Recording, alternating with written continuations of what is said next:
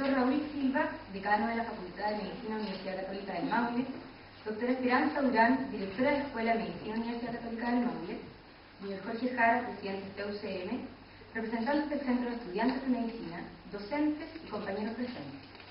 Tengan todos ustedes muy buenas tardes. El grupo de trabajo Dr. Alberto Vascullide les da la bienvenida al foro ¿Está la educación médica actual acorde a las necesidades de nuestro país?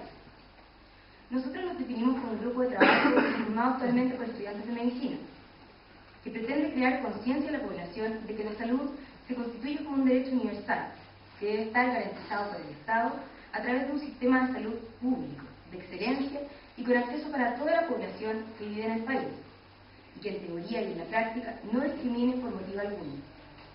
Esta concientización también calza perfectamente para los futuros profesionales de la salud, ya que todas y todos los miembros del equipo de salud son en esencia sujetos sociales, que deben desarrollar un pensamiento crítico y tomar conocimiento de las problemáticas que intervienen en la salud de la población, tanto grupal como individualmente. Hoy contamos con la presencia de 4 expositores: doctora Esperanza Durán González, directora de la Escuela de Medicina de nuestra Casa de Estudios; señora Paulina Espinosa Villalobos, docente de nuestra facultad; doctora Sunilda Gambetta Alarcón, presidenta del Consejo Regional del Colegio Médico de Chile; y señor Alex Ortiz Cabezas, interno de Medicina y miembro del grupo de trabajo doctor Alberto Vascullide. Lamentablemente, uno de los expositores, el doctor Roberto del Mar, no pudo asistir hoy por el corte de la autopista Cencosud en diferentes puntos, a pesar de haber reprogramado un viaje a Estados Unidos y hacer todo lo posible por llegar hasta último minuto. Él nos ha pedido que lo disculpemos por su ausencia y le envía un afectuoso abrazo, recordando su compromiso con la formación de nuevos médicos para nuestro país. El foro contará de 2 bloques. En el primero, escucharemos a cada uno de los expositores, quienes tendrán 15 minutos para su presentación. En el segundo bloque, contaremos con 20 minutos para dar lugar a una pequeña discusión respecto a los tópicos mencionados por los expositores, donde podrán responder a las preguntas del público. Para dar inicio entonces al primer bloque, invitamos al escenario a la doctora Esperanza Durán González, médico especialista en Pediatría, Universidad de Chile, diplomada en Educación en Ciencias de la Salud, Universidad de Chile, docente de Pediatría y Ética Médica de la Universidad Católica del Maule, integra el equipo de Educación Médica, integra la Comisión de Perfil de Egreso de SOFAMED y es actualmente directora de la Escuela de Medicina UCM. Un aplauso. Agradecer sinceramente la invitación.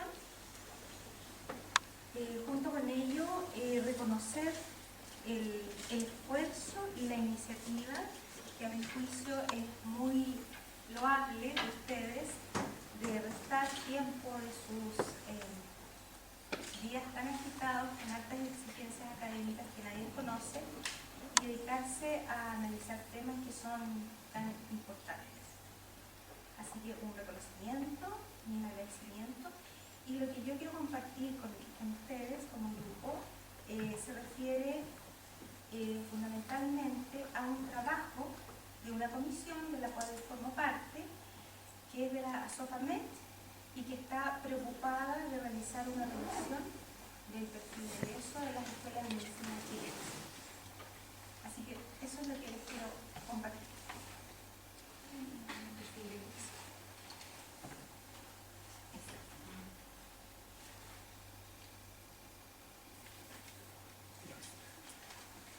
Aquí para avanzar aquí.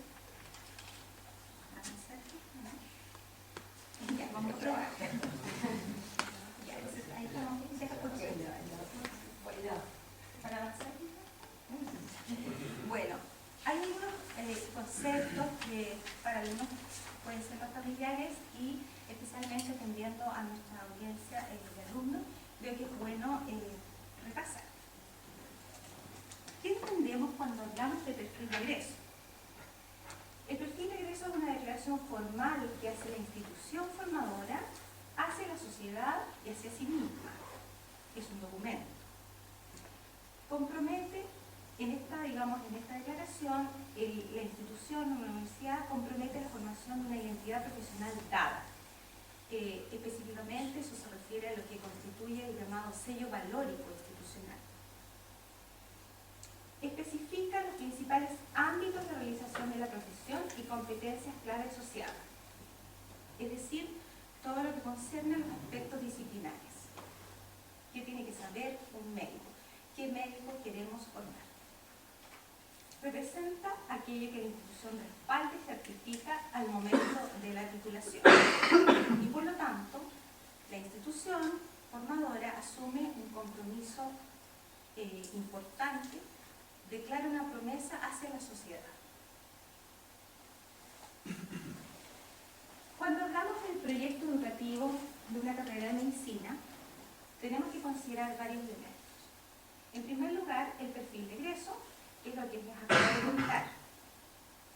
En segundo lugar, esto está, el perfil de egreso, que es la meta a lo que queremos llegar, el médico que queremos formar, está dado por el plan de estudios, que son todas aquellas selecciones de contenidos y competencias que queremos que ustedes aprendan, y la malla curricular, que en el fondo es el diseño, la forma en que avanza este programa de estudio, es decir, la integración, la correlación que hay entre ellos, una secuencia adecuada.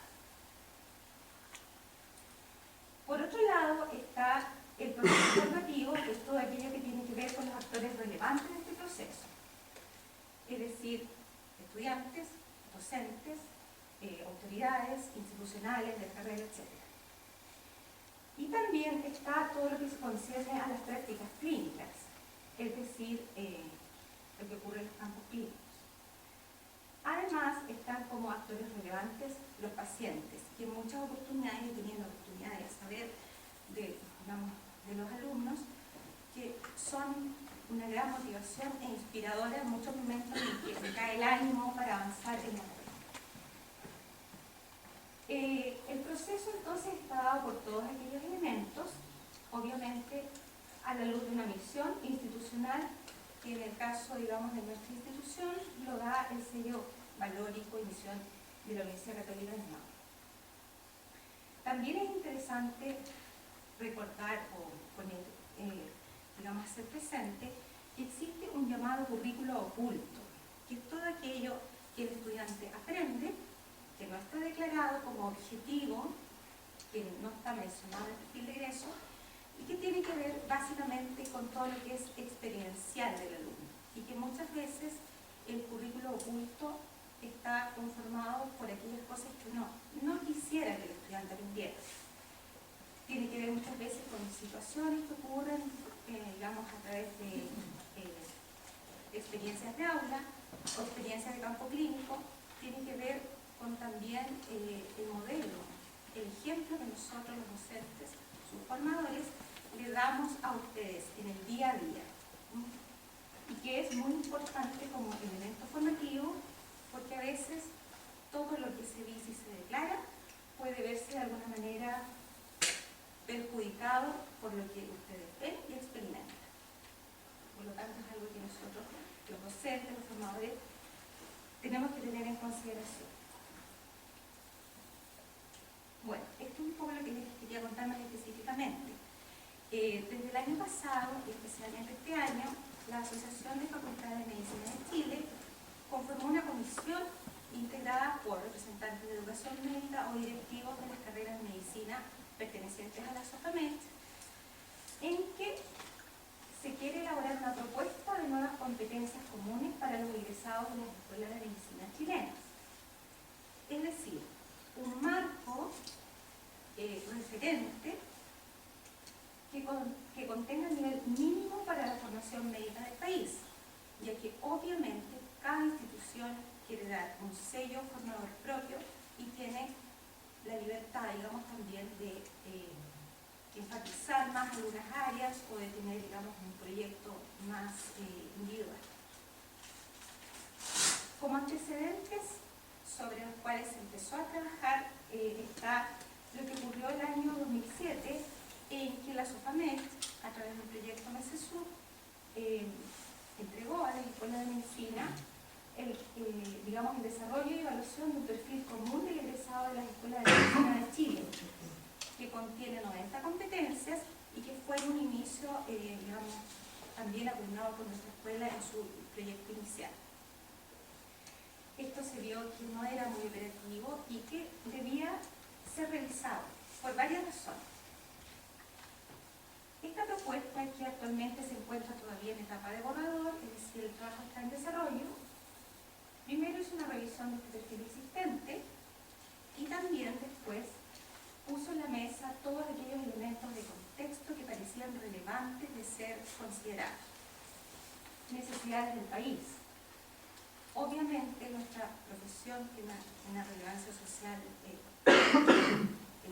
fundamental, de tal manera que lo que ocurre hoy en día en el país es un centro de esta nueva propuesta. También adecuarnos a los cambios que ha habido en los marcos legales, reglamentarios, por ejemplo, con la ley de derechos del paciente, entre otros cambios a nivel del código sanitario, etc. También tiene que ver con aquellas competencias emergentes, aquellas formaciones o aquellas capacitaciones que en el pasado no parecían tan relevantes y de hecho probablemente generaciones como la mía no las tuvimos y que hoy en día constituyen una necesidad. Por ejemplo, la medicina de las cataratas, que tienen que ser incorporadas en alguna medida a los perfiles actuales.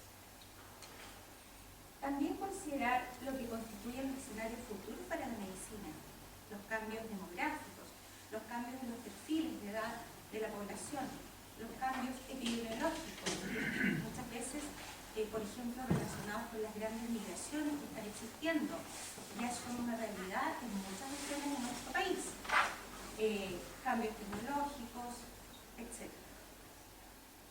Necesidades propias de la profesión. Considerar e incorporar o enfatizar el enfoque integral. En general existe bastante consenso en las escuelas de medicina de nuestro país respecto a que queremos formar médicos integrales que consideren este enfoque del individuo como parte de una sociedad con un núcleo que lo rodea y no como, digamos, una persona enferma aislada. Y eso es algo que también se quiere relevar. Aquellas habilidades de comunicación también se ha considerado que son fundamentales de incorporar en forma explícita en nuestro currículum de la carrera de medicina. Y otro gran elemento a considerar es todo aquello que tiene que ver con el profesionalismo médico. De profesionalismo médico, ¿qué les puedo decir? El profesionalismo médico puede ser entendido e interpretado por distintos actores de distinta manera. Pero, y esto ha sido muy estudiado por autores a través del mundo, lo importante es que en general todos coincidimos en que el centro del profesionalismo y lo que guía el profesionalismo médico es el paciente. Y hay distintos atributos que lo podríamos, digamos, que podríamos hacer mención. Uno de los modelos o de las propuestas que personalmente me parece muy interesante y válida es aquella del autor de Linda Mayo, que de alguna manera describe el profesionalismo como un constructo que se hace a través del ejercicio profesional. Por lo tanto, se comienza a construir en esta etapa de la formación de pregrado, pero es un continuo y avanza posteriormente con, digamos, años de ejercicio y desempeño. La base y de alguna manera los fundamentos sólidos los dan la competencia clínica. Las habilidades comunicacionales son importantes y deben estar aquí muy sólidamente también establecidas. El adecuarse del médico a los marcos éticos, los principios de la ética médica y el marco legal también son fundamentales. Y de ahí, y probablemente de acuerdo a las características individuales y al desempeño y hacer de cada uno de los médicos, se van construyendo también estándares de excelencia, de humanismo, de confiabilidad, de altruismo. Y esto es lo que de alguna manera permite la exhibición de lo que llamamos valores permanentes de la medicina o profesionalismo. En este momento está en etapa de borrador lo que concierne a este trabajo de la Comisión de Perfil de Egreso y comparto con ustedes que se ha llegado hasta ahora a un consenso de 8 competencias fundamentales de la disciplina, que son competencias generales para desarrollar la práctica médica, que son las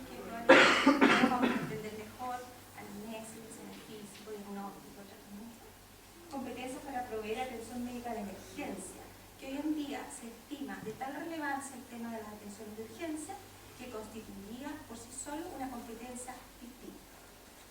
Competencias para prescribir medicamentos, que va no solo de conocer los medicamentos, sus efectos adversos, sino también el acto de escribir una receta y hacer una prescripción correcta.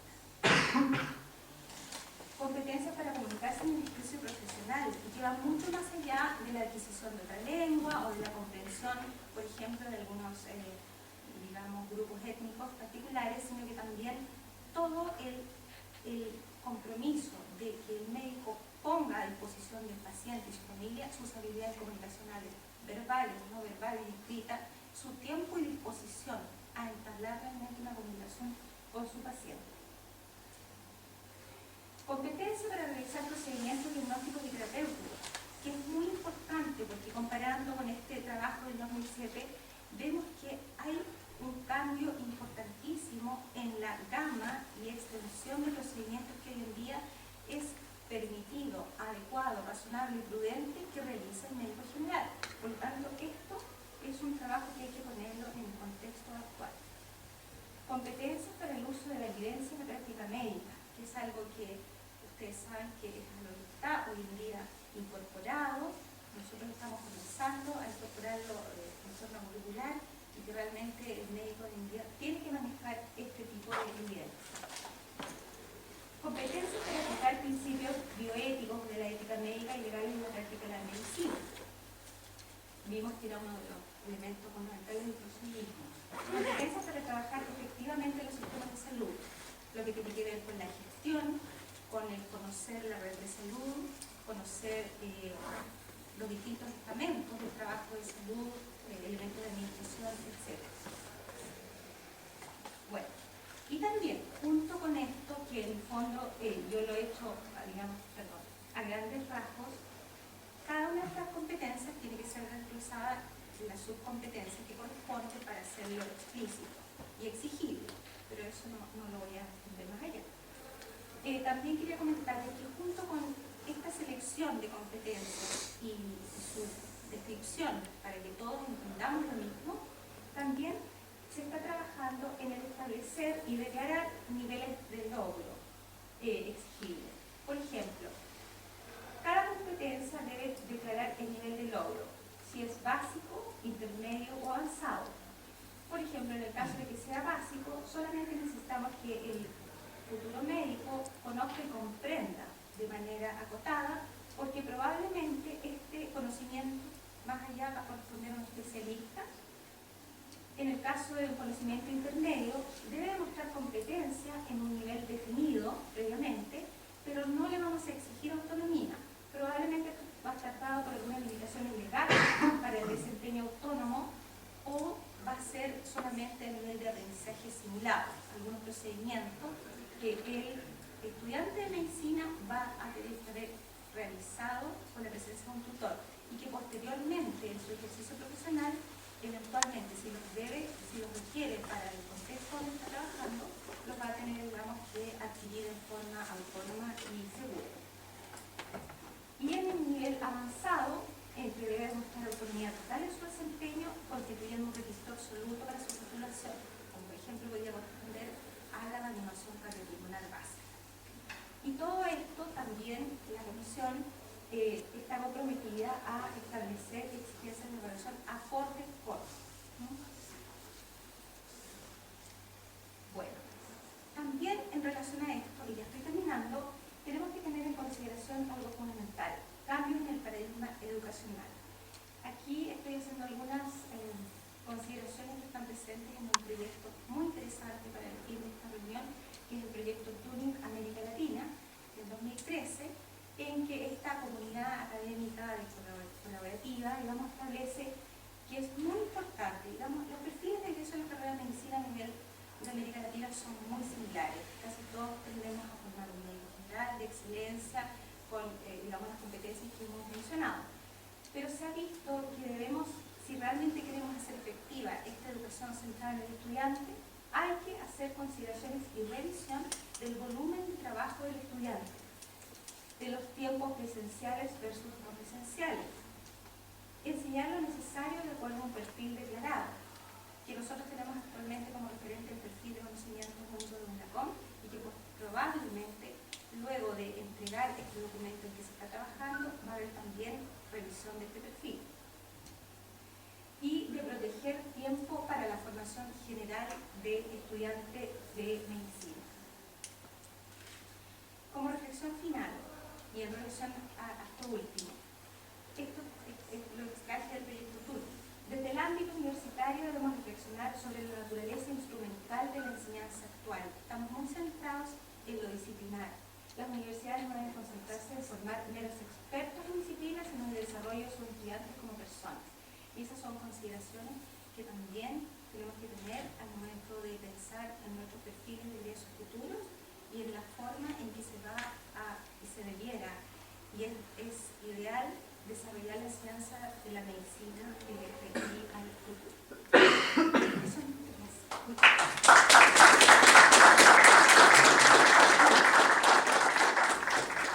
Bueno, primero que todo, buenas tardes. Muchas gracias también por invitarme a hacer esta presentación. Yo quiero aclarar que no tengo ninguna experticia en educación médica, pero sí creo que conozco bien el sistema de salud y por eso la presentación que yo preparé básicamente está enfocada a, como dice, está la educación médica actual acorde a la necesidad del país, está enfocada más que nada en mostrarle las necesidades, o sea, como sistema de salud que necesitamos nosotros de los médicos que se están formando. Entonces tiene ese énfasis más que en lo que es la educación propiamente tal. Como les decía, la idea es identificar las necesidades y lo hice desde 3 puntos de vista. Lo primero es desde la realidad de nuestro sistema de salud actual, ver cuál es el perfil demográfico que tenemos, cuál es el perfil epidemiológico que, digamos, subyace ese perfil demográfico. Otro parámetro es desde la oferta, qué es lo que nos está ofreciendo nuestro sistema de salud. Se basaba fundamentalmente en el sistema público de salud. No consideré el sistema privado porque el sistema privado tiene una realidad totalmente distinta, no trabaja en red y la gran mayoría de nuestro país, 80% y más, nuestra región el 85%, se atiende en el sistema público de salud. Así que está también mirado desde la oferta y cuáles son sus actuales características.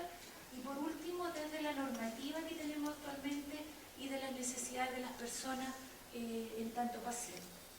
Bueno, lo primero desde el perfil demográfico, como ustedes bien saben, esto es un fenómeno que está sucediendo a nivel mundial y nosotros tenemos características muy propias de los países desarrollados, que nuestra población se está envejeciendo. Ustedes pueden ver ahí la diferencia de la pirámide poblacional desde el año 60, lo que se veía en el año 2000 cuando se gestó la reforma en salud, que tenía como fundamento el tema del cambio en el perfil demográfico, perfil epidemiológico, y cómo se ha proyectado hasta el 2025, donde aproximadamente un 25% de la población van a pertenecer a lo que nosotros conocemos ahora como tercera edad. Esto significa básicamente una mayor demanda por prestaciones de salud si es que seguimos con el actual modelo y la actual manera de enfrentar el fenómeno de la salud, porque cada vez más esta gente, mientras más envejece o mientras más vamos a envejecer, vamos a contraer enfermedades y por supuesto vamos a requerir más prestaciones de salud, y esto también lleva asociado un costo creciente tanto por volumen como por el nivel de complejidad de lo que significa un paciente añoso. Ustedes lo pueden ver cuando ven sus campos clínicos, que el paciente tiene muchas enfermedades, requiere mucho más procedimientos diagnósticos y más indicaciones después terapéuticas. Lo primero entonces, desde el perfil demográfico ya vemos, tal como lo mencionaba la doctora Durán, una necesidad distinta porque nuestra sociedad está cambiando. Y el correlato desde el punto de vista de la enfermedad o de qué nos demanda como sistema de salud es lo que observamos producto de este envejecimiento y de muchos otros cambios. En la cronicidad tenemos una mayor prevalencia de las enfermedades crónicas y multimorbilidad en la población, básicamente por lo que yo les mencionaba. O sea, ahora es habitual que un mismo paciente, por ejemplo, el otro día cuando hicimos un seminario en el auge, se veía que habían 23 millones de casos. Y eso es imposible que sean 23 millones de personas porque somos menos población. Entonces, ¿qué significa eso? Que hay personas que tienen 2 o 3 patologías cohabitando en él, y obviamente eso provoca un mayor grado de complejidad de los pacientes que llegan, que es lo que yo les mencionaba. Podemos observar pacientes añosos que es diabético, hipertenso, tiene un accidente vascular, etcétera, etcétera. Hay muchos de estos casos que los observamos diariamente en los hospitales públicos de nuestro país y en los centros de salud de atención primaria. Por supuesto, también hay una mayor prevalencia de los tumores malignos, de cáncer, de las enfermedades cardiovasculares, de la enfermedad pulmonar obstructiva crónica y obviamente lo que hablamos, la cronicidad de la diabetes y la hipertensión. Entonces, este cambio en el perfil demográfico que se ha traducido esto en un cambio en el perfil epidemiológico es algo que nos golpea y nos está cambiando la demanda de atenciones de salud, y que nosotros como sistema de salud y dentro del sistema los profesionales de la salud y los médicos como líderes de los equipos de salud tienen que enfrentar y tienen que estar capacitados para enfrentar estos problemas de salud. Y otra cosa que nos está actuando muy en contra de que, y es uno de los factores causales de por qué tenemos este perfil epidemiológico junto con el envejecimiento, el estilo de vida que tenemos nosotros, que en sí ya constituye un factor de riesgo. ¿Por qué? Por lo que aparece acá y lo que nosotros ya conocemos, el sedentarismo, el tabaquismo, la malnutrición, sobrepeso y obesidad, pero también por el estilo de vida moderno que, por ejemplo, se traduce en muchas enfermedades de salud mental. Chile es uno de los países que tiene las más altas tasas de trastornos psiquiátricos o depresión, etcétera, etcétera, que lo vamos a ver a continuación algunos rapiditos. Bueno, lo que yo les mencionaba, cada vez más estamos viviendo más. El problema es que esa sobrevida o la vida mayores años de esperanza de vida que estamos ganando, aquí parece que en los últimos años Chile ha ganado 16 años más de vida en comparación con los países de la OECD que han ganado, no me acuerdo si es 2000, no me acuerdo cuántos años este salto, ¿no? La verdad no me acuerdo, pero ustedes pueden comparar ahí que el salto que se ha pegado Chile en la esperanza de vida es bastante mayor al promedio de los países de la OECD, pero nuestro problema es que esos mayores años de vida son años de vida enfermos. Lo ideal sería que vivamos más, pero que vivamos sanos. Pero el problema es que vivimos enfermos, y ahí es donde está el problema. Bueno, y aquí es donde aparece lo que yo les mencionaba, la prevalencia de diabetes en adultos en comparación con la OECD, en comparación con la OECD, ustedes ven el promedio de la OECD está aquí, en comparación con lo que observamos nosotros como Chile, la obesidad que estamos, ahí está el promedio de la OECD que no está también en, digamos, en las mejores condiciones, pero en Chile prácticamente el 25% de nuestra población está con problemas de obesidad. Está también el cambio en el aumento de la obesidad en adultos, que mide la tasa, digamos, de cambio, que aquí ustedes pueden ver que Chile está bastante más alto que el promedio de la OECD. Está también el tema del tabaquismo, que también estamos con un bastante más alto que el promedio de los países de la OECD. Aquí tenemos las causas de mortalidad, que también las tasas de mortalidad ya no obedecen a las causas que teníamos en los años 60, que eran la enfermedad infectocontagiosa. Ahora tenemos básicamente enfermedad asociada al sistema cardiovascular, los tumores malignos como segunda causa de mortalidad. Entonces, todo esto significa una demanda distinta para el sistema de salud y obviamente formación distinta de los profesionales. Y aquí es donde les quería mostrar un informe que salió de las estadísticas del Ministerio de Salud, que es bastante preocupante, que aquí muestra cuánto es la población en control por depresión, que sabemos que no es toda la gente que está con la patología de depresión, y ahí ustedes pueden ver que son alrededor de 250.000 personas las que están siendo controladas. Entonces eso ya, y ustedes miren ahí por tramo etario que es muy preocupante que el tramo de edad entre la gente joven y adulta es la que tiene, aunque el salto, digamos, el tramo etario es bastante grande, tal vez habría que separarse porque la población que más está con una mayor tasa de incidencia, por ejemplo, en el tema del suicidio, es la gente joven. O sea, la principal causa de mortalidad de los jóvenes son los accidentes de tránsito, que también está asociado a nuestro estilo de vida, y los suicidios, que la verdad es que tenemos muchos intentos de suicidio. Cuando estaba en el servicio de salud, cada 2 o 3 días teníamos un paciente que había intentado suicidarse, un chiquillo joven, y no teníamos ninguna posibilidad de poder recibirlo en en alguna clínica o hospital para que en su fase aguda para poder tratarlo, y esto es un problema que está asociado a nuestro estilo de vida, que ahora los niños crecen prácticamente solos, los papás y la mamá trabajan, el sistema está totalmente distinto, entonces la presión por el éxito, etcétera, etcétera. Yo no soy experta, pero podríamos analizarlo, digamos, mucho más profundamente. Pero bueno, se supone que nosotros desde la oferta, ahora como sistema de salud, deberíamos dar respuesta a estas distintas funciones que tiene que realizar el sistema de salud. Básicamente nosotros deberíamos centrarnos mucho en la promoción y en la prevención para que justamente la gente no se llegue a enfermar. O sea, deberíamos trabajar en la base del sistema de salud, porque el sistema de salud no tiene que centrarse en el daño cuando la persona ya llega enferma, sino que debería centrarse en cómo mantenemos a la población sana para que, por ejemplo, sucediera lo que yo les digo, que vivamos más años, pero vivamos sanos, no vivamos vivir más años, pero llenos de patología. Bueno, aparte de la promoción y la prevención, obviamente tiene que hacer la pesquisa, el diagnóstico lo más oportunamente posible. Una vez confirmado la enfermedad, tiene que hacer el tratamiento, el seguimiento cuando corresponde, la rehabilitación respecto a los daños del paciente post, digamos, de su alta, y los cuidados paliativos cuando ya estamos en una etapa en la cual, digamos, el pronóstico no es bueno para el paciente. Bueno, esto desde la oferta el sistema público lo atiende desde una red de salud, que aquí es lo importante. Esta red de salud, muchas veces la gente cuando habla de qué hacer cuando alguien tiene un problema de salud, obviamente piensa de inmediato en los centros de atención abierta, consultorios, SFAM, SAPO, etc. Y en los hospitales de los distintos niveles de complejidad.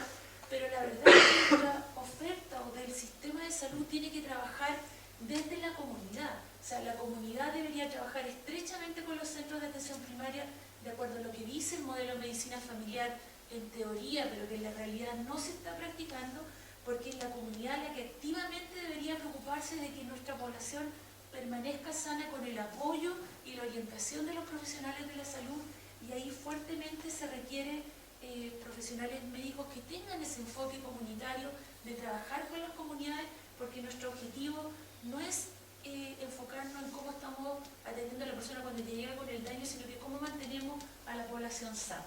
Y esto, como les digo, debería ser el ciclo que trabajamos todos en conjunto con una red, el trabajo comunitario con la población, con mucho enfoque en la territorialidad, que eso, digamos, para crear un lazo entre los equipos de salud y la comunidad, los centros de atención primaria y los centros hospitalarios.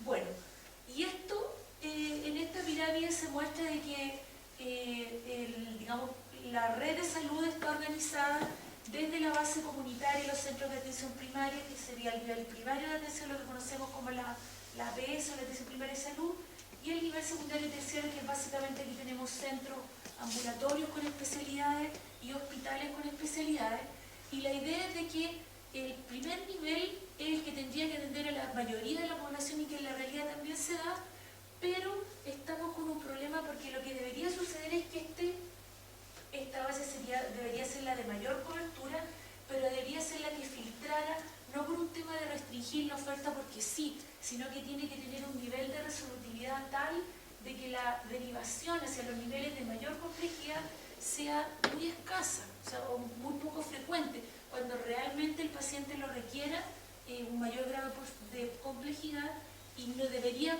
la mayoría de las patologías deberían tratarse, y sobre todo en la función de promoción de la salud y prevención en el nivel de atención primaria.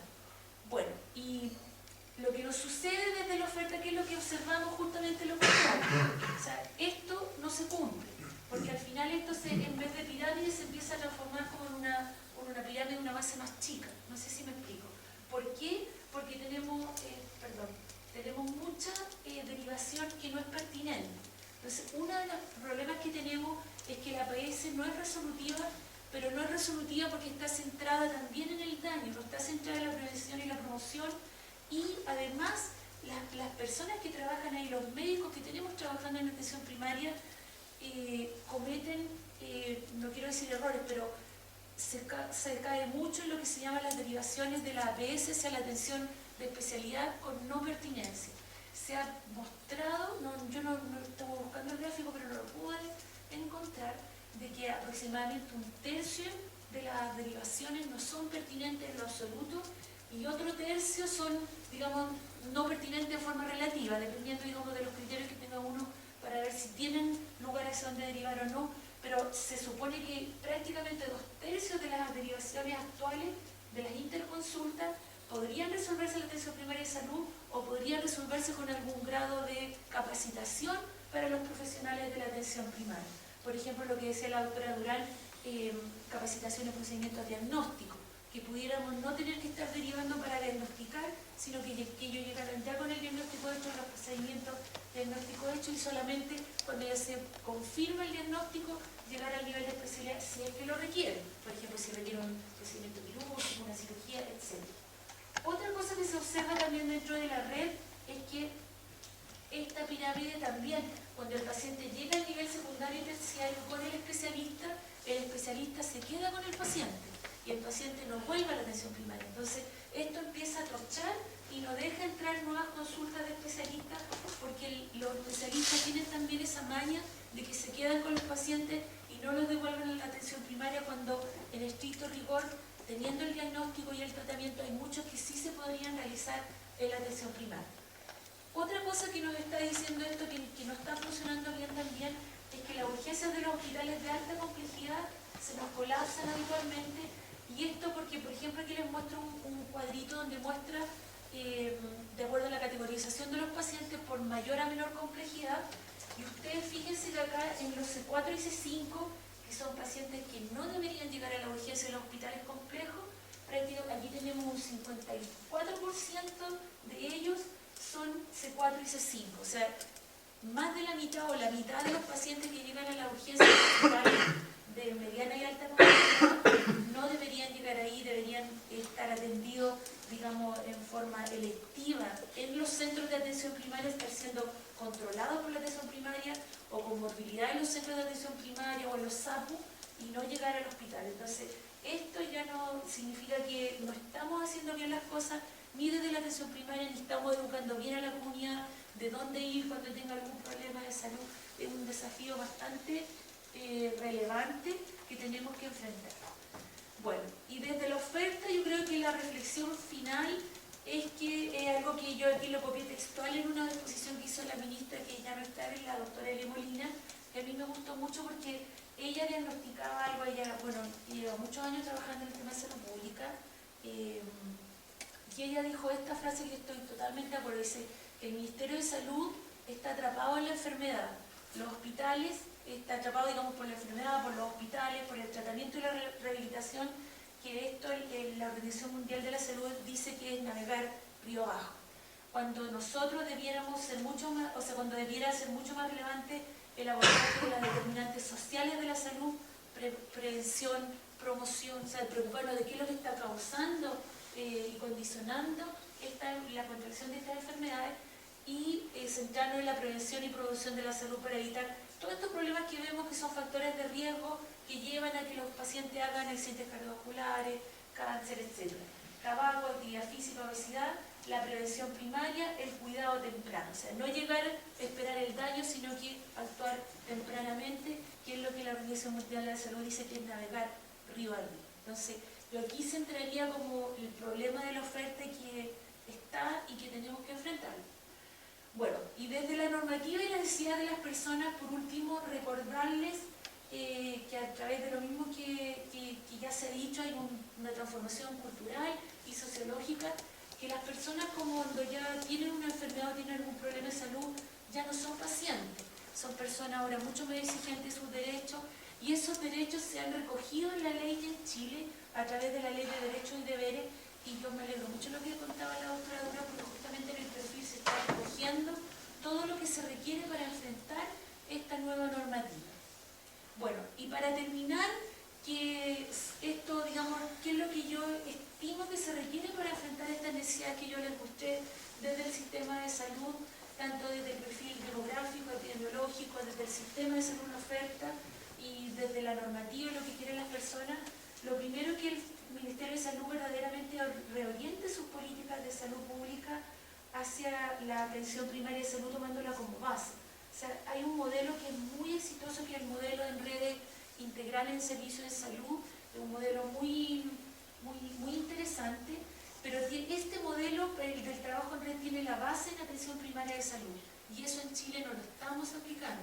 O sea, en Chile hay un modelo de medicina familiar, todo el mundo habla, es muy divertido, porque uno va a muchos congresos y todo el mundo dice que la atención primaria es importante, todos dicen que todos concuerdan, pero nadie ha tenido la habilidad de poder implementar esto. ¿Qué significa eso?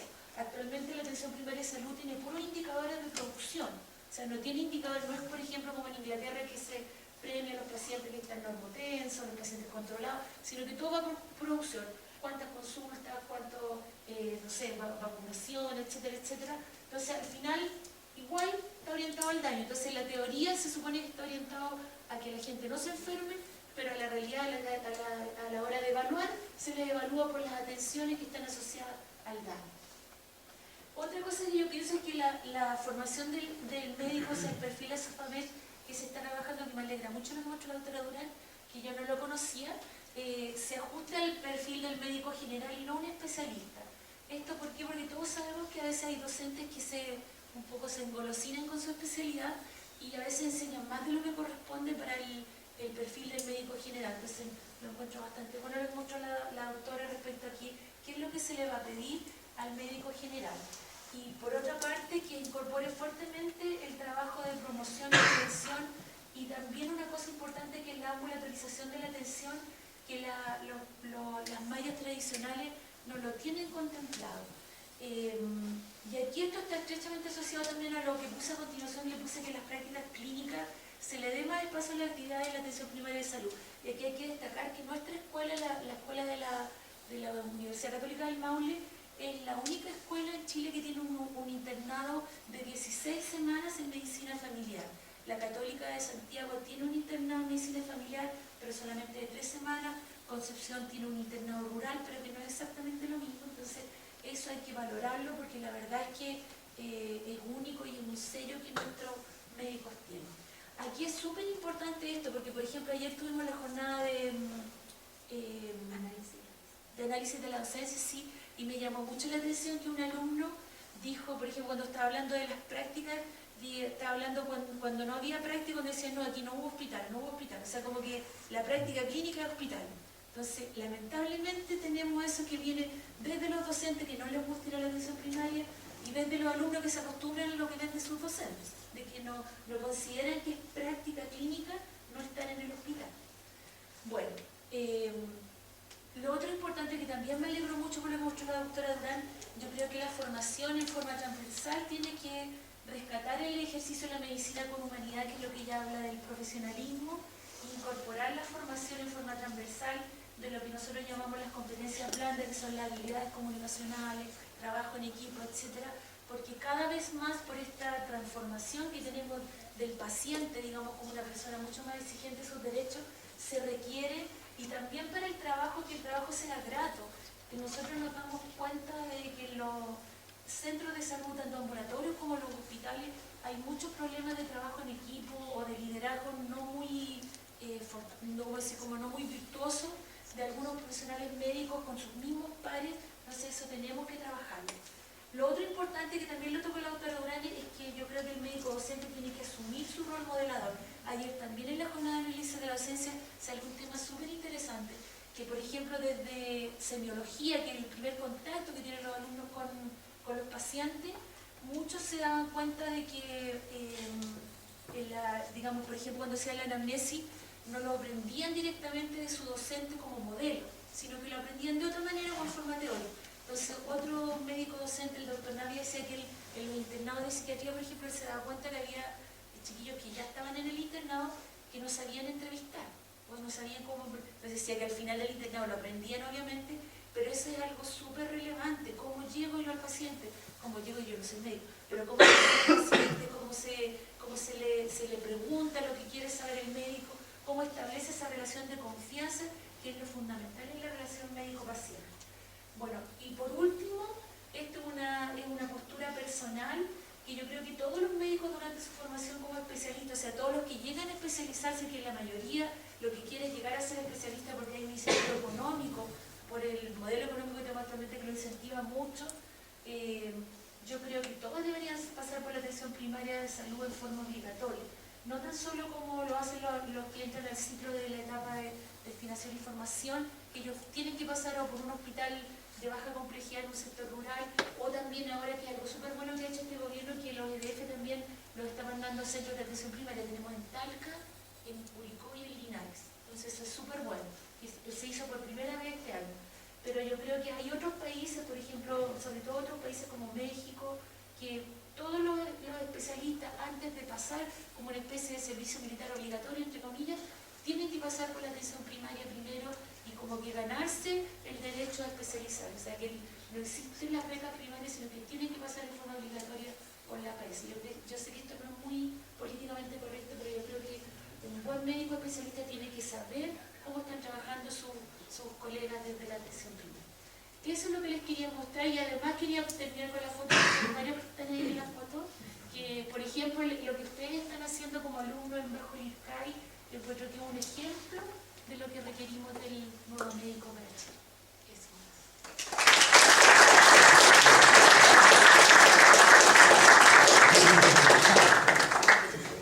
Invitamos a exponer a continuación a la doctora Sunilda Gambetta Alarcón, médico de Universidad de Concepción, especialista en pediatría del Hospital Carlos Maquena. En esta presentación me siento un poquito intimidada, pero tengo que reconocer que el agradecimiento va en dos cosas. Uno, por la invitación, y dos, por la oportunidad que me dieron, por la obligación en la que me vi de estudiar y aprender y leer. No digo que aprendiera mucho, pero algo por lo menos de un tema para mí absolutamente desconocido. Nosotros los médicos, ustedes bien lo saben, estudiamos mucho tiempo, muchas cosas, diversas materias, pero nunca yo por lo menos personalmente nunca me preocupé de cómo era la malla, de que si estaba bien, que si estaba mal. Entonces a lo mejor en mi tiempo era mucho más, la visión menos integradora probablemente que la que tienen ustedes. Entonces para mí fue un mundo que se me abrió y me gustó mucho este tema, así que yo traté de abocarme con pocos conocimientos adquiridos en esta última semana a tratar de contestar esta pregunta de que si está la educación médica actual acorde a las necesidades de nuestro país.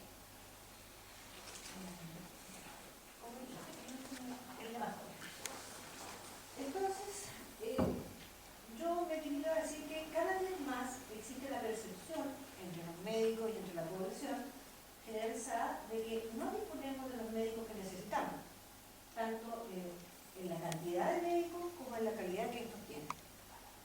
Entonces yo dije, voy a ver cuáles son nuestras necesidades. Las necesidades de los médicos del servicio público, según la estadística del MinSal del año 2014, dice que hay 3.335 médicos que trabajan en consultorios. El estándar internacional aceptado dice que debería haber un médico por cada 2.000 habitantes. Por lo tanto, si nos atenemos a estas cifras, faltarían 2.562 profesionales en la atención primaria. Otra cifra, otro cálculo que hizo la Asociación Chilena de Municipalidades, considera que el estándar óptimo es tener un médico por cada 1.200 habitantes.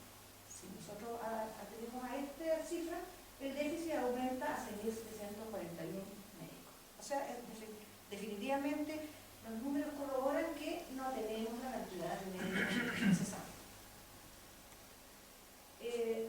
Respecto a la calidad, bueno, yo podría decir que la formación de médicos no está en sintonía con las recomendaciones de la OPS ni con las necesidades actuales que tiene el país.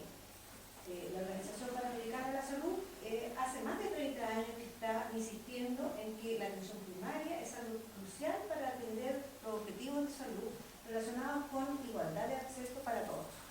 Entonces, estamos hablando de muchos años y que hace más o menos 10 años que en Chile también se ha estado hablando sobre esto. Entonces, tenemos que tener una renovación de la atención primaria y tenemos que tener médicos formados en la atención de consultorio. Por experiencia personal puedo decir que mientras yo hice todo mi estudio y durante el internado hacíamos el internado rural que nombraron recién, y con la diferencia de que cuando nosotros íbamos a hacer el internado rural, nosotros habíamos tenido que pasar por hospitales donde podríamos hacer muchas cosas, no como hoy día que está tan restringido. Por ejemplo, hoy día hay que hacer un procedimiento, no sé, se me ocurre yo en pediatría, una punción lumbar, no hay que digamos al mercado que nada, porque y el becado dice, nunca lo he hecho, por favor, no, alguien que me acompañe, que sea, sí, tiene que ser atendido. Entonces, yo era interna y hacíamos muchísimas. Obviamente, el tipo de pacientes que teníamos en esos años era distinto, había muchas más enfermedades que hacían necesarios esos procedimientos. Entonces, cuando nosotros íbamos a atender después al internado rural, éramos capaces de hacer esas cosas. No me refiero solamente a eso, sino que me refiero a otras cosas, operar apéndice, nosotros lo hacíamos.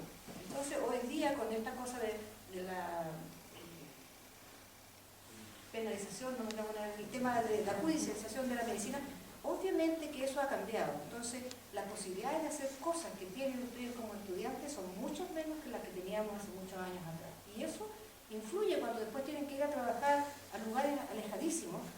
¿Qué hacen cuando se encuentran con esas cosas encima? ¿Qué hacen cuando tienen que hacer una cesárea de urgencia si nunca han hecho una? Eso es una cosa, es una realidad. Entonces, yo creo que eso hay que también modificarlo.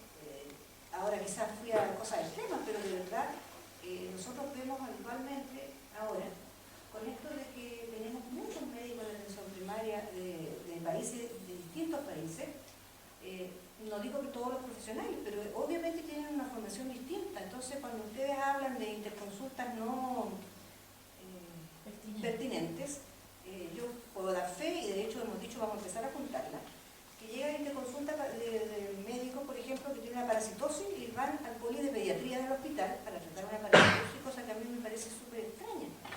Entonces, yo creo que, aparte de hacer un perfil del médico chileno, quizás deberíamos trabajar después en conjunto con otras universidades, con otros países, para hacer un nivel más latinoamericano, porque la vida se va cambiando. Entonces, en algún momento los médicos chilenos salieron del país y tuvieron que ir a trabajar a otros lugares. Y nosotros hoy día recibimos a otros colegas. La idea es que no sepamos de todo, por supuesto. Si voy a ir a trabajar no sé, al trópico, probablemente desconozca algún tipo de enfermedades de allá, pero por lo menos que tenga la posibilidad de con cierta rapidez ponerme al día, o sea, saber que existe. Las necesidades del Chile de hoy, dice que los males más que afectan a los chilenos hoy son las enfermedades crónicas, como aquí se dijo, y que por definición deberían atenderse en el consultorio. Cito aquí al doctor Camilo Vaz, que es el presidente de la Agrupación Nacional de los Médicos de la Atención Primaria, y él dice, comillas, durante el pregrado los médicos tienen muy poca práctica en los consultorios, así que el trabajo ahí les parece súper ajeno. Además, muchos docentes tienen una mirada prejuiciosa sobre la atención primaria y en casos dicen que no recomiendan trabajar ahí, en parte porque efectivamente ganan menos como médico general que como especialista. Yo creo que eso tiene que ver con la formación que nosotros tuvimos, porque los docentes de ustedes son gente de mi generación y probablemente más antiguos y algunos más jóvenes, pero que la formación era precisamente para trabajar en hospitales de alta complejidad. Ahora, no estoy tan de acuerdo con el resto de que si ganan menos o no, porque en este momento, como se está tratando de incentivar la atención primaria, la gente que es médico de familia tiene sueldo bastante bueno en la atención primaria, lo que me parece muy bien, ¿ya? Y los hospitales no es tan maravilloso tampoco. Pero bueno, el tema yo creo más bien no es la plata. Yo creo que el tema es la sensación que uno tiene en el trabajo. Si ustedes me piden a mí ir a trabajar a un policlínico de atención primaria, donde lo primero que me dicen que tengo que atender 6 pacientes por hora, yo no quiero ir, aunque me pagaran el doble. Porque, ¿cómo yo en 10 minutos le voy a pedir a una persona que me diga sus males, que me diga lo que tiene, que me diga dónde vive, todas las cosas que nosotros queremos hacer? Que yo la pueda escuchar realmente, que yo la pueda, o sea, que ella se pueda desvestir, que yo la pueda examinar, que le dé el tiempo para decirle lo que tiene, o lo que me parece que tiene, lo que tiene que hacer, cómo me comunico con su familia, si es que eso tiene una repercusión en la familia, por supuesto. Entonces, yo creo que ese es el incentivo peor. Entonces, yo tengo una mirada crítica respecto a eso, porque durante mis primeros años de trabajo, nosotros éramos médicos del hospital y del consultorio. Y yo me encontraba que eso era muchísimo mejor, porque yo como pediatra iba, veía pacientes, si había que hospitalizarlo, lo mandaba a hospitalizar, y después yo podía venir y ver qué era, si me había equivocado, si no me había equivocado, cómo estaba el paciente, cómo había evolucionado, y después cuando volvía podía verlo después del alta. ¿ya? Incluso hoy día yo me quejo del trabajo del hospital porque uno ve pacientes que llegan, por supuesto, a veces lo encuentro fantástico que lo hayan hospitalizado, otras veces encuentran que no es lo adecuado. Se hace el estudio, la gracia que tiene el trabajo en el hospital, que lo que uno le incentiva, es que uno conversa con los colegas, ¿y qué te parece esto? Y puedes hacer de todo, qué sé yo. Pero con 6 pacientes por hora, yo no tengo tiempo para conversar con nadie, escasamente con los pacientes. Entonces yo creo que ese es un tema que desde las autoridades de salud debería modificarse.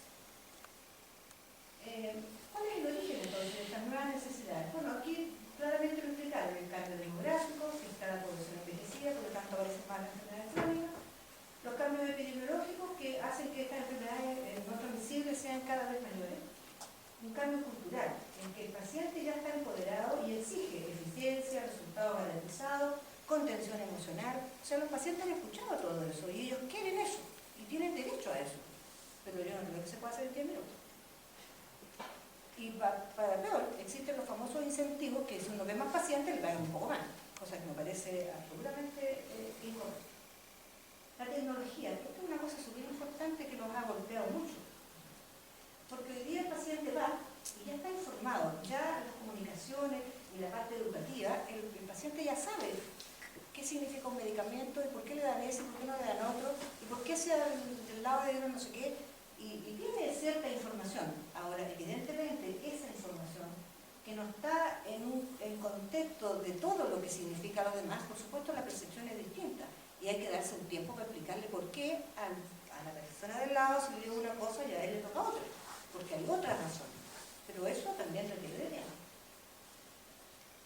Entonces, en este nuevo escenario tenemos que tiene que haber cambios en la metodología de la enseñanza. Y aquí yo pido disculpas porque yo no soy docente de nada, por lo tanto esto fue una cosa muy entre que conversaba con alumnos, percepciones personales.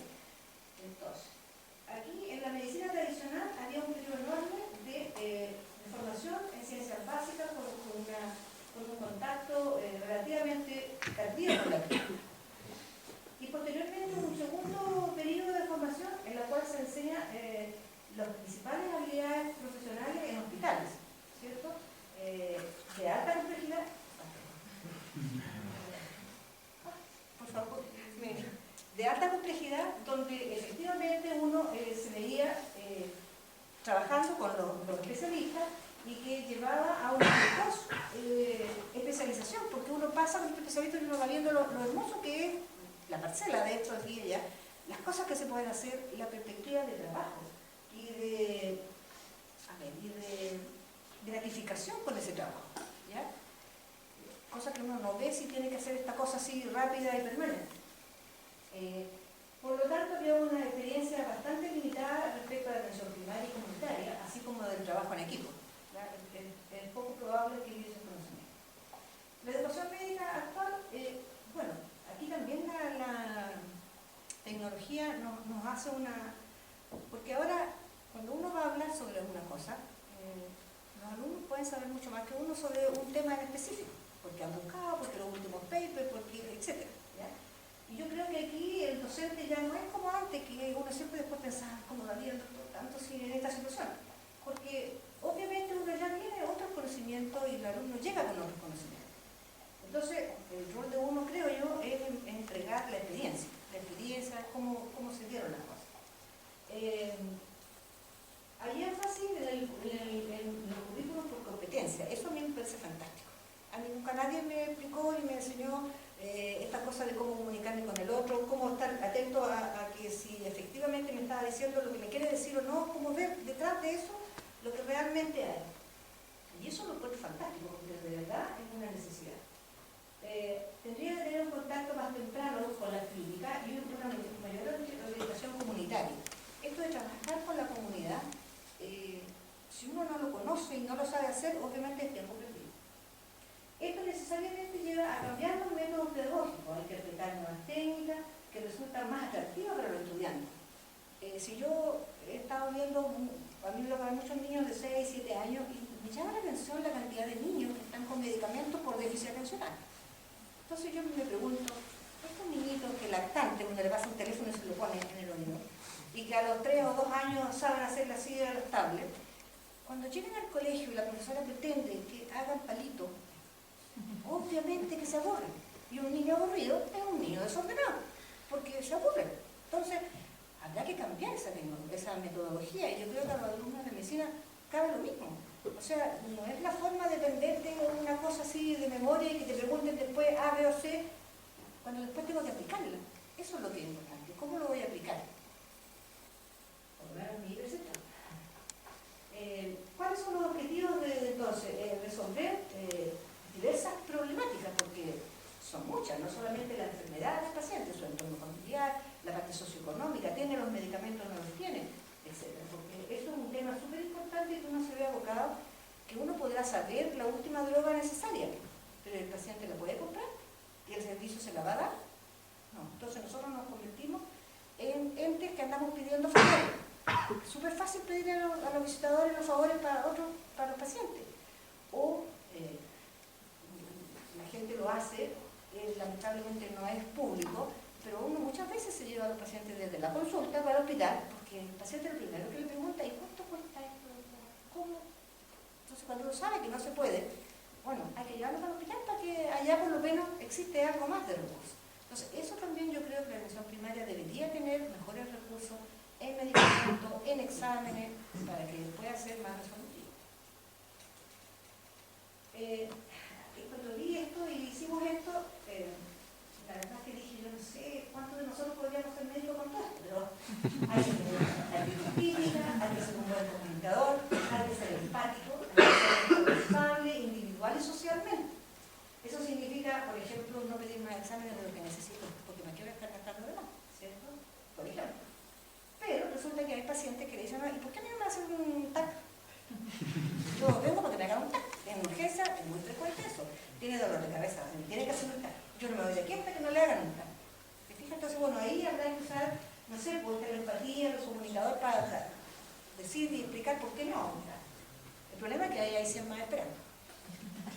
Hay que ser competente, ejecutivo, efectivo, seguro, honrado, confiable, líder del equipo asistencial. Resulta que hoy día que existe la subdirección de cuidado, uno dice, oye, este niño hay que ponerle oxígeno. No, es que estamos en una capacitación. Ah, pero es que primero el oxígeno, después la capacitación. No, es que, no, o sea, ni los paramédicos, ni las enfermeras, no es como antes que uno decía, se hace esto y se hace esto ahora. Ahora no, porque no son dependientes de nosotros. No es que yo quiera la dependencia absoluta, ni una cosa así tiránica, pero, oye, el paciente primero con la capacitación, dice la lógica, por lo menos. Pero a eso no tenemos enfrentado. Esto me gustó mucho. Tenemos que ser médicos que ven enfermos y no enfermedades, porque cada enfermo es distinto uno de otro, a pesar de que tengan la misma patología. Capaz de tomar buenas decisiones para el paciente y para el sistema, comprometidos con el paciente y con la organización. No sé, realmente si habría probado otras cosas, ¿no? En suma, las competencias del profesional integran conocimientos, o sea, saber las cosas básicas, la patología, la fisiología, la anatomía, etc. Habilidad y destreza, o sea, saber hacer eso que ya aprendí. Actitudes, que es saber estar ahí con ese paciente individual. Bueno, con nuestros propios valores y creencias, que es como el saber ser. La educación médica continua es una cuestión fundamental hoy en día. Imposible que un médico piense que se va a recibir y que ahí terminó su preparación, porque ahí realmente estamos como en como en cuarto, de ahí para adelante hay que aprender. Debe comenzar esta educación médica continua desde el ingreso de la enseñanza media de la universidad y debe mantenerse a lo largo de todo el trabajo profesional, o sea, la vida entera. Nunca se termina de aprender. Muchas gracias por haberme escuchado y espero que...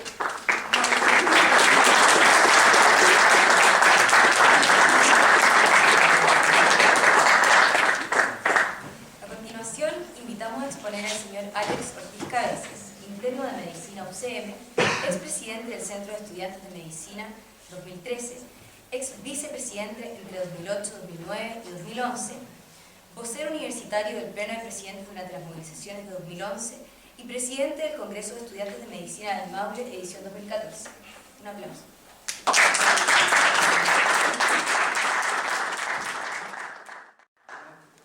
Del grupo equipo de trabajo, agradecer a todos quienes están acá, a las profesoras, excelente trabajo, y creo que vamos a coincidir mucho con algunos puntos que han expuesto. Bueno, somos un grupo que está trabajando y estudiando y queremos realmente incidir en cuanto a la discusión de la formación médica. En aquel sentido, queremos responder esta pregunta haciendo rápidamente un diagnóstico poblacional y del sistema de salud y ver después qué pasa con la educación médica. Vamos a hacer algunas cosas más rápidas porque ya se han hablado, pero es lógico que tenemos que saber cómo está la población para saber qué médico necesita. Es como dar un tratamiento, un diagnóstico a una persona, ¿sí? Eso sí es lógico.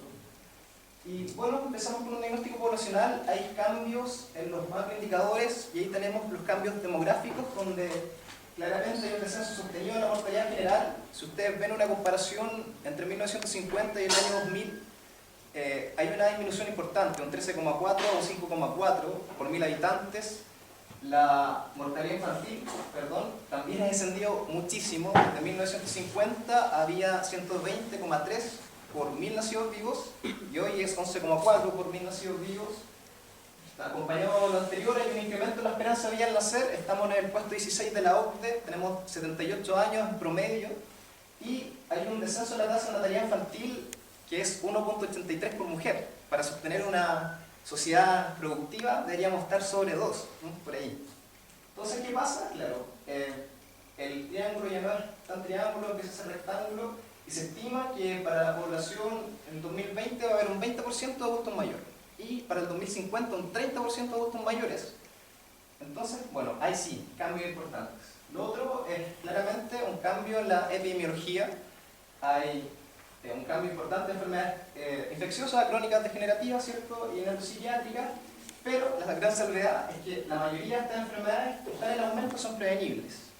Hace poco hubo una jornada de cardiología acá en el centro de extensión y el doctor Larrea, quien fue uno de los artífices de la guía de insuficiencia cardíaca del 2015, decía que la importancia de prevenir, porque ningún sistema de salud podría con la insuficiencia cardíaca como viene, ¿no? Y en ese sentido, bueno, esto es un gráfico del MinSal en donde ustedes ven acá, bueno, esta enfermedad infecciosa respiratoria y en general tiene un predominio infeccioso y ahora vamos con tumorales y del sistema circulatorio, ¿cierto? Como prevalentes. Asociado al anterior, hay cambios en el estilo de vida, que muy bien lo decía la profe Juliana Espinosa, que bueno, hace que Chile tenga un porcentaje de 88% de sedentarismo, ¿no? En las mujeres llega hasta más del 90%. Somos fumadores en Chile y estamos, a nivel de Latinoamérica, somos el país que fumamos más, ¿no? Y en la OCDE, bueno, también tenemos una posición un poco decorosa. En cuanto a la obesidad, también estamos sobre el promedio de manera importante, estamos en el 5º lugar de los más obesos de la OCDE y bueno, estamos en un 25%, ¿sí?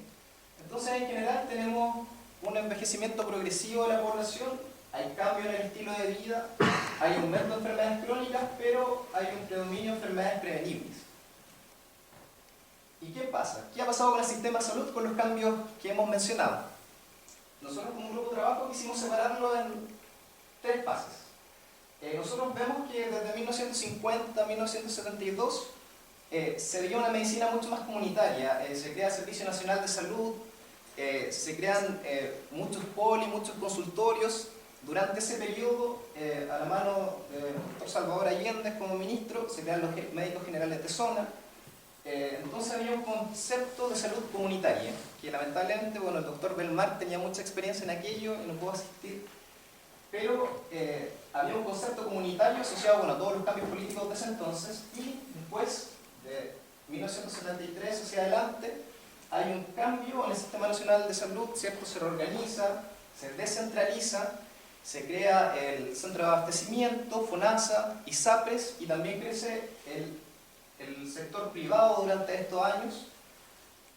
No obstante, con la salvedad, en 1978 se genera el análisis de Alma-Ata, ¿cierto?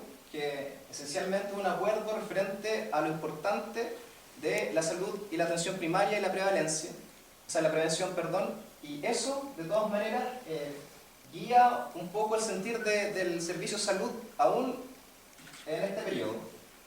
Después de 1990, cuando vuelve la democracia, bueno, se toma toda la evidencia que hay a nivel internacional respecto a lo importante que es privilegiar la atención primaria y se trabaja hasta llegar a una reforma de salud del año 2000, ¿cierto? Donde se genera un enfoque de salud familiar, holístico, pero hay algo interesante porque se escribe en el papel que queremos fortalecer, ¿cierto?, la atención primaria, pero en el 2004 se aprueba la Ley de Garantía Explícita de la Salud, ¿cierto? Y se da un cargo enorme al sector curativo, a las enfermedades, ¿cierto? Entonces, bueno, ¿qué pasa en la actualidad? Tenemos una transición todavía. Y ya a 15 años, bueno, todavía existen dos caminos. El curativo, que es en realidad la carta de presentación, realmente es el GES, y en el papel el fortalecimiento de la atención primaria. Bueno, cortito, ¿por qué fortalecer la atención primaria? Hay varios estudios que en realidad muestran que estamos gastando mucho más en salud por todos estos cambios que hemos hablado. Y esencialmente, por ejemplo, Estados Unidos, desde 1960 al 2010, ha aumentado un 18% su gasto en salud. Y es porque esencialmente tiene un sistema más curativo, ¿cierto? Complejo, especializado. No, bueno, hay otros países que, si bien han tenido una APS más fuerte, avanzan, pero menos. En conclusión, todos avanzan de todas maneras. Y de ahí es importante entender por qué se privilegia la APS. Barbara Stanfield es una estudiosa tremenda en lo que es la atención primaria. En ese sentido, esto es una recopilación del 2005 en donde hizo una revisión cualitativa de evidencia que existía respecto a la atención primaria y la eficiencia de aquello. En este documento hay conclusiones bastante importantes que quisimos resaltar. Uno de ellos, es que la APS resulta ser costo efectiva, ¿cierto? Mientras más gente sana, menos se gasta en salud. Lo otro es que hay un espacio para la prevención y promoción, porque está más cerca, está comunitaria, se comunica con el colegio, con la junta de vecinos, el usuario puede ir más seguido, etc. Genera mayor satisfacción usuaria, por lo mismo, ¿cierto? Porque hay más acceso a la salud. Y lo otro es que se mejoran las redes, porque si se trabaja bien en la atención primaria, deberíamos resolver mucho en la atención primaria. Se estima que en la atención primaria deberíamos resolver el 90% de las patologías, ¿no? Y solamente un 10% subir al nivel secundario y terciario. Entonces, bueno, hay evidencia suficiente para decir que sí, la atención primaria es efectiva, es importante y hay que fortalecerla. En el año 2008 la OMS hace un llamado así: necesitamos fortalecer de manera urgente la APS. Entonces es un tema bastante sabido a nivel internacional y a nivel mundial. Bueno, y hasta ahora tenemos entonces cambios en nuestra población, ¿cierto?, demográficos, epidemiológicos, con estilos de vida distintos, y un sistema que ofrece una transición, ¿cierto?, entre uno curativo y en un papel, ojalá más al fortalecimiento de la APS. ¿Y qué pasa desde la formación médica? Esto lo hablamos desde estudiantes, ¿ya? Desde la humildad del estudiante, pero creemos que es muy importante que sepan qué sentimos nosotros respecto a este análisis que acabamos de comentar. Este es un estudio que se publicó el año 2009 de la Pontificia Universidad Católica, en donde refiere cuáles son los intereses del estudiante respecto a su egreso. En este paper hay datos muy interesantes, pero quise rescatar este dato. Si ustedes se dan cuenta, bueno, el triángulo refiere a la atención integral, la importancia que le da al estudiante a querer una atención integral. Y esta es la importancia que le da a las especialidades. Y cuando ingresamos todos, increíblemente tenemos de verdad un gran sentido social por las cosas. Y van pasando los años y ya, por ejemplo, en quinto, antes de entrar al internado, ya algo está pasando, y de repente en el internado sexto y en séptimo cambia completamente, bueno, cambia a la importancia de atención por especialidades, ¿cierto? Hay otro dato muy importante en este estudio que refiere que el 49% de los egresados trabaja un año en APS y máximo llega a ser un 60% que trabaja 3 años en APS y luego se especializa, ¿no? Entonces, ¿por qué pasa esto? ¿Cierto? Algo pasa en la formación que nos afecta a nosotros y nos hace cambiar de opinión. creemos que la formación aún es muy biomédica, ¿sí? Y ya hay varios ejemplos, pero personalmente en estos 7 años que he estudiado acá en medicina, he podido dar cuenta de lo siguiente, que yo a séptimo sabía manejar muy bien una insuficiencia cardíaca aguda, o quizás podía saber qué neumonía, si iba a UCI y cuál se quedaba hospitalizada, pero se me iba a cuellar una otitis externa quizás. No sabía bien tratar un pequeño, un lactante resfriado, ¿cierto? Entonces había un currículum muy biomédico, ¿cierto? ¿Verdad? Lo otro es que está muy especializado. Primero, nuestra formación siempre ha sido por ramas especializadas, cardiología, después respiratorio, después gastro, etcétera, infecto. Y nuestra formación está en hospitales. Y de verdad que eso claramente cambia la percepción que tenemos de la salud. No es tan frecuente, pero sí se da que, de hecho, los especialistas que nos forman en la pregunta que ¿qué te quieres especializar? Nos digan, pero atención primaria, pero ¿cómo? Si, ¿para qué? ¿Para qué vas a perder 7 años tu vida? Entonces, y eso no lo he escuchado poco. Y eso marca, ¿cierto? Marca de manera importante, da hasta vergüenza decir, bueno, quiero ser médico familiar. No, qué terrible, ¿cierto? Entonces, es una forma que está prevalente aún, biomédica especializada. Y lo otro es que nos enseñan a tener un modelo radar. ¿Qué significa? Que, bueno, y esto también es tanto a la persona como el estudiante. La persona no va a un consultorio si es que no está enfermo, por supuesto, ¿cierto? O sea, no piensa que uno puede estar sano y ir a prevenir a la atención primaria, no se imagina, ¿cierto? Una pérdida de tiempo. Y el estudiante también nos enseñan a hacer el radar. Bueno, esta persona está enferma, lo sano y sale del radar, ¿cierto? Entonces, eso todavía está presente, en general. Y hay un currículum oculto negativo en cuanto a la PESA, que ya había hecho referencia, ¿cierto? Que de verdad esto afecta a los compañeros y entre los propios compañeros, ¿no? Eso es importante, que también nuestros compañeros dicen, bueno, cardiología hemodinamista es lo mejor que hay, pues, sí, ¿para qué? En APS es fome, muy fome APS, y no le dan el peso a eso. Y es parte de la formación y de la realidad que vivimos constantemente. Y bueno, en general hacer la salvedad que acá en la Universidad Católica de todas maneras hay un enfoque más comunitario. Por supuesto, estar en Cauquenes, estar en la atención primaria por 4 meses, da un enfoque distinto, pero no es suficiente, ¿no? En conclusión, creemos que bueno, nos enfrentamos a un Chile distinto, una persona distinta. Y el sistema de salud todavía tiene un privilegio a lo biomédico que al fortalecimiento de la atención primaria.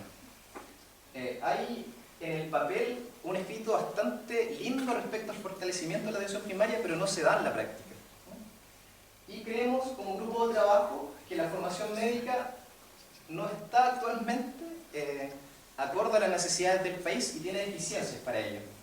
Esto no significa que no tenga calidad. Creemos que hay una gran calidad de nuestros compañeros, de nuestros docentes que nos enseñan muy bien.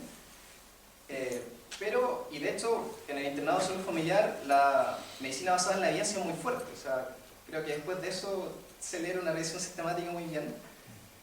Y nos deja con las capacidades para tener una buena calidad. Pero el enfoque es distinto, ¿cierto? Y falta que, tanto como estudiantes como docentes, pongamos a discutir qué pasa y por qué no nos gusta la PESA. ¿Cuál es el sentido de ser médico? Yo no sé si el sentido de ser médico es que la gente esté sana o queremos que esté enferma para curarla. Yo creo que hay cosas importantes que discutir y también son éticas y son importantes que como estudiantes estemos presentes en esa discusión. ¿Ya? Porque yo creo que la medicina centrada en el paciente, no en el estudiante. Eso. Y a fortalecer la PESA y la salud familiar. Muchas gracias.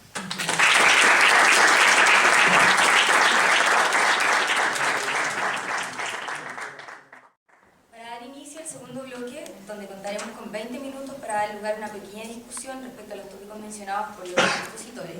Se podrá responder a las preguntas del público también. Invitamos al escenario al señor Matías Rivera Carballo, miembro del grupo de trabajo doctor Alberto Bascul. No se peleen. La idea es que si quedan algunas dudas, las hagan ahora, ¿ya? o interpelen a una persona directamente respecto a lo que dijeron en su presentación.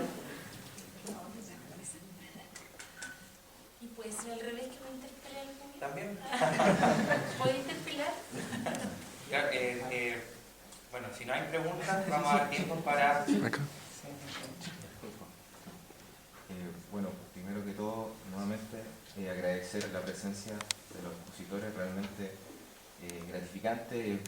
Para mí, como estudiante, es notable tener esta oportunidad, por eso felicito al grupo de trabajo por esta gran oportunidad. Espero que sea la primera de muchas más que nos permitan seguir hablando respecto a estas temáticas tan importantes. Bueno, la verdad es que me gustaría decir muchas cosas, porque realmente es un tema súper motivante, pero quiero centrarme en una cosa. Hablamos de cómo se correlaciona la educación médica con las necesidades del país. Y ya tenemos más que claro a través de sus exposiciones que hay una gran necesidad de muchos factores, pero mucho trabajador médico, hay déficit de trabajadores médicos en la salud pública, en el APS. Ahora yo me pregunto, y reflexiono, como estudiante nosotros siempre se nos evalúa el conocimiento, lo cual está muy bien, desde pequeño las pruebas, evaluaciones, siempre está el tema de el alumno sabe o no sabe, y así uno va paso a paso adquiriendo y avanzando en la carrera. Pero ahora yo me pregunto, y la pregunta es abierta para cualquiera de los expositores, ¿qué pasa con el deber? Porque es cierto, está la libertad, el alumno puede estudiar, el alumno se le evalúa que sabe, perfecto, egresa y él tiene la libertad de hacer, de trabajar donde él quiera, ¿no es cierto? Y aquí tenemos un sistema mixto donde hay público-privado y en realidad el alumno, bueno, cumplió con saber, que elija. ¿Dónde está el valor de parte de la escuela de hacernos ver día a día la importancia y la necesidad que tiene el APS, la necesidad que tiene el país de futuros profesionales ahí? Más allá de que a mí me guste o no me guste, ¿a qué voy con esto? Uno no solo adquiere conocimiento en la carrera, sino uno también adquiere valores. Quizás, por ejemplo, solo por dar un ejemplo, quizás a un alumno no le va a gustar el APS, pero que tenga el concepto de que es importante y que por lo menos tenga siempre esté pendiente de que realmente, bueno, si no soy yo, pero voy a tratar de hacer lo posible por mejorar, por estar, o como dio un ejemplo la profesora, de estar unos años y después dedicarme a otro tema. Es decir, y para hacer bien más puntual la pregunta, ¿qué podemos hacer para inculcarle al alumno la importancia del APS, pero de manera real? Digamos, de manera que podamos reflexionar y darle la importancia que tiene y dejemos atrás estos prejuicios históricos, sociales, etcétera, que hemos llevado a través de la historia, digamos, de este país. ¿Alguien quiere partir la corrida? Yo sentí que me miraste antes.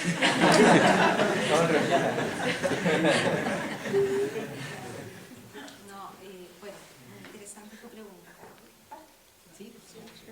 Bueno, efectivamente, yo creo que esta escuela, que ya tiene este año cumple 12 años de vida, está llegando a un nivel de madurez que requería esta trayectoria y que permite hoy en día visualizar un horizonte y un norte al cual seguir avanzando, y que realmente en el cual se ha instalado en forma, yo creo que bastante clara, aunque todavía no sea visible para el estudiantado, este interés en fortalecer la atención primaria de salud, fortalecer la formación del médico general, contribuir de manera explícita y no en el documento, como se dijo muy claramente, y lo asumo así, con elevar el nivel de salud, la calidad de salud, el nivel de vida de nuestra población, ya sea a nivel regional y nacional. Probablemente esto podría haber sido distinto, pero yo creo que todo tiene su sentido. Esta escuela nació, yo no participé del proyecto inicial, un proyecto que fue hecho con la comunidad, pero también hay que entender que en la realidad esta escuela nació con un cuerpo de especialistas muy destacados, pero especialistas, como equipo, digamos, académico fundamental o primordial. Posteriormente se fue agregando paulatinamente, se fue incorporando médicos más relacionados con la atención primaria y atención familiar. Ustedes saben que tenemos egresados formados en la atención familiar que ya han regresado, y claramente, para no alargarme tanto, yo creo que es un compromiso que se ha ido asumiendo claramente y que va a ser posible que ustedes visualicen más claramente cuando demos a conocer lo que está, digamos, en ciernes, que es el proyecto del rediseño curricular, donde se van a recoger todos estos elementos como eje de trabajo. Y no es que esté hablando de una revolución en el diseño de nuestra carrera. Nuestra carrera está efectivamente, en general, con un diseño bastante adecuado. Lo que pasa es que tenemos que volver un poco al tema de qué aprendes, dónde lo aprendes, cómo lo enseño y por qué. Quizás no en ese orden necesariamente. Y ahí, digamos, volviendo un poco a lo que se ha dicho aquí, centrándonos en el paciente, haciendo los cambios que corresponden, las metodologías de enseñanza y obviamente privilegiando entornos de atención primaria como aspectos fundamentales de la formación. Eso diría. ¿Puedo decir algo? Sí. Yo creo que también el papel de la universidad y de la escuela de medicina acercarse a las autoridades de salud y trabajar en conjunto, porque yo no dudo de que la formación actual es buena en términos de conocimiento, ni tampoco pongo en duda que si estos cambios se van a hacer, va a salir de aquí mucha gente motivada por trabajar en la atención primaria. Pero se va a encontrar con una realidad que no es, no te recibe con los brazos abiertos, no te da lo que tú andas buscando. Y no me refiero, vuelvo a decir, no me refiero ni al sueldo que te van a pagar, sino que al tipo de trabajo que tienes que hacer. Yo digo esto porque a mí me tocó, y eso quizás mis experiencias personales no valen para todos, pero a mí me tocó en algún momento hacerme cargo en el servicio de salud del programa del adolescente. Resulta que el programa del adolescente estaba en el papel. Y me decían, sí, doctora, qué buenas ideas tienen ustedes, pueden ir a los colegios, hacer no sé qué, sí, qué bueno. Eso sería todo. O sea, era un programa del adolescente donde había que haber un encargado, pero no había una oficina para encargado, no había nada. Entonces, uno conversaba con los profesionales y ya, las matronas, partimos con las matronas, el embarazo del adolescente. Entonces las matronas se encantaban con el tema porque realmente es muy bonito. Pero resulta que primero tenían que hacer esto, aquello, lo más allá, lo más acá. Entonces, el encargado adolescente terminó de guata en el suelo haciendo una planilla así gigante, qué sé yo, con no sé, todos los exámenes que se habían hecho, las cosas. ¿Y ustedes creen que eso sirvió para algo alguna vez? Entonces, si yo eso lo llevo al trabajo que tengo que realizar, obviamente que nunca más se me ocurrió trabajar en eso. Yo creo que es lo mismo que pasa cuando uno va a la atención primaria. Por eso creo que es relevante el contacto que tiene que tener la universidad, la escuela de medicina, con los servicios de salud. O sea, yo creo que modificar esos elefantes blancos es difícil, pero bueno, hay que hacer el esfuerzo, me parece, no sé. Si no, va a ser un hermoso trabajo y la gente se va a ir a otros lugares donde probablemente la atención primaria tenga otra visión, otro norte, no sé. No sé si soy muy pesimista, pero creo que hay que hacer algo. Para complementar un poquito, sí, brevemente, yo creo que para lograr eso, ese reencantamiento, yo creo que son fundamentales ustedes mismos, nuestros egresados, que así como ya han retornado algunos y sabemos que tienen experiencias súper, digamos, gratificantes de enseñanza y aprendizaje, yo creo que un poco la fe está puesta ahí. Sí, hacer ese llamado también a los estudiantes. Yo creo que es sumamente importante cuestionar la vocación, ¿sí? Porque muchos estudiantes ingresan a medicina sin vocación y eso es como bien sabido, o no mucho en realidad, pero hay un porcentaje. Se va perdiendo la vocación entre medio, quizás también. Y es importante preguntarse, ¿para qué estoy estudiando medicina? ¿Para qué entré? Y ser críticos con uno mismo, ¿por qué estoy estudiando esto? ¿Por qué me gusta esto? Y en cuanto a la atención primaria, claramente es muy difícil y está compleja, ¿cierto? Trabajar en atención primaria puede ser muy difícil, pero los cambios no se hacen solos y hay que hacer los cambios. ¿Quién se hace cargo de los cambios? Todos sabemos que está mal la PESE, pero claro, nosotros mejor no trabajamos ahí, entonces, porque no queremos y nadie trabaja ahí al final. Pero en algún momento hay que cuestionarse y hay que hacer los cambios, ¿cierto? Entonces hay que ponerse la camiseta y decir, bueno, yo iba a trabajar y esto no lo voy a hacer, pero me voy a juntar con mi otro compañero que salió también de la Católica, o vamos a hablar y vamos a decir, no, esto tiene que cambiar y vamos a hacer un escrito, etc. Entonces, llamar la atención a los estudiantes, ¿sí? Y bueno, concuerdo claramente con la doctora Gambetta respecto a que la universidad también tiene que incluirse en ese proceso. Los estudiantes, docentes, ver cómo pueden incidir en el servicio de salud, que claramente tiene que cambiar las prácticas en algunos puntos, ¿cierto? Quisiera decir algo cortito que comparto eso de que la universidad tiene que trabajar muy unida. De hecho, yo también, como no sabía mucho de esto, estuve leyendo algunas cosas antes y ahí hablan un poco de la historia de la formación médica. Antes estuvo muy estrechamente ligada a las universidades con los servicios de salud y que eso se perdió en el tiempo por el sistema que se impuso en todo el tema de financiamiento de la universidad, etcétera, etcétera. Pero lo importante es que yo creo que hay que retomar lo que decía acá la doctora Gambetta, pero también yo siento que es un trabajo digamos, que me da mucha esperanza lo que está trabajando, lo que mostró la doctora Durán, lo que está trabajando la Sofamed, pero yo creo que nos falta comunicar a la gente que ha tenido experiencia exitosa en la atención primaria, que les gusta la atención primaria, nos falta mucho eso de compartir, como un poco una propaganda contra la especialización. Yo me acordaba mucho ahora cuando estuve trabajando en esto, en el doctor Eduardo Fuentes, el director del Hospital de Chanco, un médico que me parece que está en su cuarto o quinto año en etapa de destilación y formación, y siempre luego que nos hicimos muy amigos, y él me comentaba de que cuando él veía, porque como el Chanco, que es un pueblo chiquitito, conoce a todo el mundo, me decía, yo veo, por ejemplo, no sé, don Pedro, y sé lo que le pasa, o sea, sé esto y sé lo que... Pues ayer, por ejemplo, cuando llegué, me dio risa, yo estuve con él, por ejemplo, en el aniversario del hospital, del día del hospital, y él era la autoridad máxima, el director del hospital, pero todo el mundo lo conocía, una relación que uno quisiera, uno dice, qué bonito esta medicina humanizada, donde él conoce a toda la familia lo conocen a él, se conoce la familia de la comunidad del hospital. Entonces yo creo que eso es posible, pero no lo conocemos, porque lo que conocemos es el modelo del médico especialista y súper especialista, que está con conocimientos de alta complejidad. Es el modelo que se muestra, pero hay toda una realidad distinta, bonita, que no se conoce. Entonces yo creo que hay que trabajar en comunicar esas otras realidades, no para obligar, sino que para que la gente tenga más información para poder elegir.